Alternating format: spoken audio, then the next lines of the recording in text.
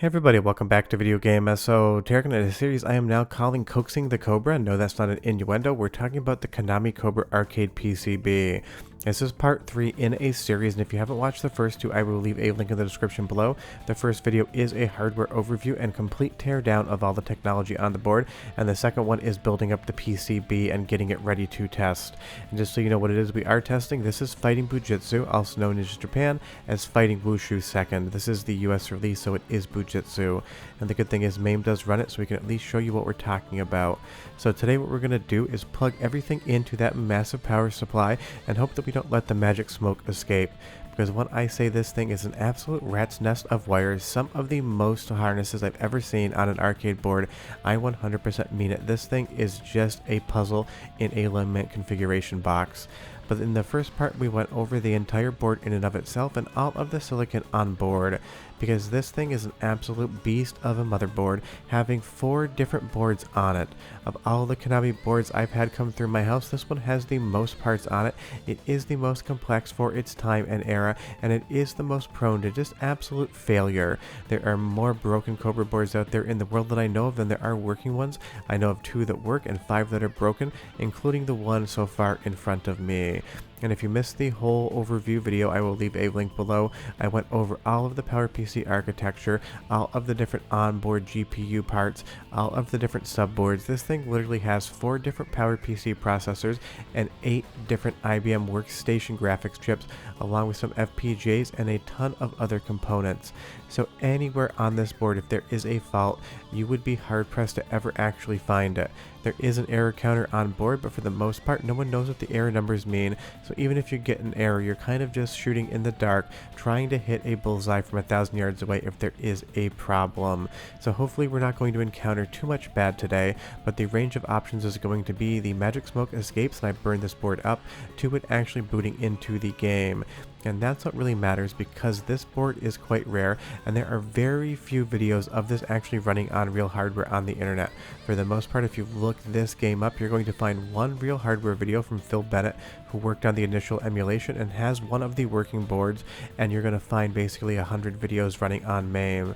And it's usually down to this GPU board right here. It is quite temperamental. It loves to heat bake itself to death, and then you end up either with a situation where the game won't boot at all because it's getting an error from the GPU board, or you will get into the game and you'll have horrible graphical corruption across the entirety of the visuals because there's something wrong on the GPU board. But you can see here, this game in 1997, the models are made of a ton of polygons. You have a full 3D background. It is quite a graphically impressive game for 97. This could definitely keep up with stuff like the Namco System 23 and the Sega Model 3, although those boards seem to break themselves a lot less. So that is what we're basically dealing with today. And again, the GPU board is just a black box of a mystery. It will drive you absolutely nuts. And think of it this way, the GPU board is the board that usually presents problems, and outside of any of the large IBM workstation chips having cold solder balls or just failing completely, this is the underside of the board alone. Imagine one resistor here shit the bed and it is not working. How in the ever-loving hell would you possibly find it? They are microscopic, and there are hundreds of them on the underside of this board. So honestly, if this board isn't working, I'm not even going to spend the time to try to further repair it, because it would be a near impossibility to try to find out if one of those components had gone bad. So in the last video, we basically assembled this whole thing and got it ready to test, because there's a ton of different power harnesses, and obviously if you know anything about power, you know you have to have absolutely everything 100% correct. One wrong signal into the wrong pin, you send power where it's not supposed to be, and you've let the magic smoke escape. So this actually took multiple hours of probing with my continuity meter, making sure everything was going where it needed to go to be able to get it ready. And at the end of the last video, I showed you still the absolute quantity of work I had to deal with, because I still had to deal with all of the wire harnesses that came with this board in the box and get it all ready to go to an initial boot state. And even still, it is an absolute disaster of a mess. But everything seems to be ready to test, and that's what we need to do on this board. And this is always the hardest part for me personally.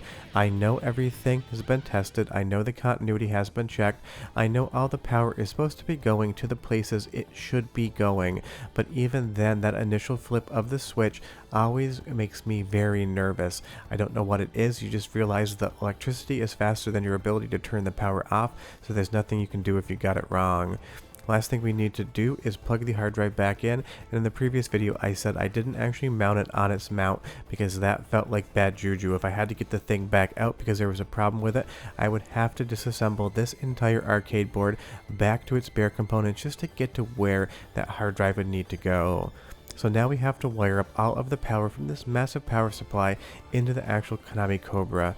The one nice thing on this instance is that every single connector you need to plug in is a different pin amount quantity, so you really can't get this wrong. So long as the harness is good and the power supply is good and all the wiring within the Cobra PCB cage in and of itself is going to the correct spots, this is a situation in which you really can't screw too much up. Some arcade boards will have multiple connectors using the same amount of pins, and then you really need to double check your work because you can cross pin them. And we do have two bare wires here that we're going to have to deal with as well, because one of those is power and one of those is ground, and we don't want those just dangling. Odds are that was there so you could hook it up into a multimeter and check the actual voltage, because there are adjustable pots for all of the voltages on board. So it might be a situation where someone wanted to just keep those out into the open so they could clamp onto them and check, but we're definitely going to terminate them. That way I know they can't ground out into the wrong spot. Don't leave random live wires sitting around when you're testing this stuff. 10 out of 10 times it's not going to end positively. So I'll just go ahead and heat shrink tube these two wires. That way if I do want to check the voltage strength and overall levels in the future, I can just nip into that little lead right there right before the heat shrink tube goes on and check. And stupidly my lighter is now not working at all, so I had to use a match. Drives me nuts every time I shoot a video. It seems like my lighter for my heat shrink tube ended up dying in my parts bin, and it happened again. It's kind of funny how these things actually occur.